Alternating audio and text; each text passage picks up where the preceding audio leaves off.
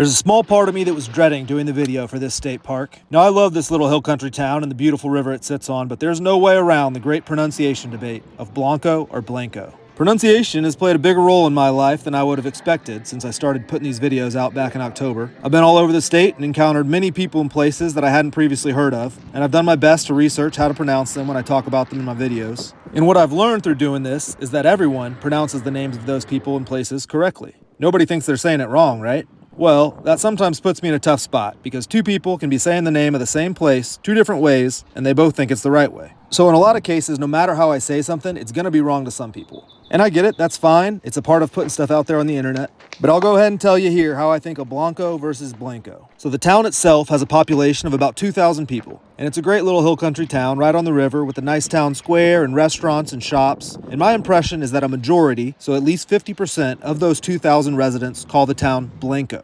And then the river of the same name runs for 87 miles through the town, but also through a number of other communities, including parts of Wimberley, Kyle, and San Marcos, and covering 3 different counties. So you're talking about a few 100,000 people that live close to that 87-mile stretch of river. And my belief is that if you took each of those few 100,000 residents and pointed to a sign for the river, over 50% of them would call it the Blanco River. So my personal ruling, only for me, is that I call the town Blanco and I call the river Blanco. And I still haven't decided on the state park.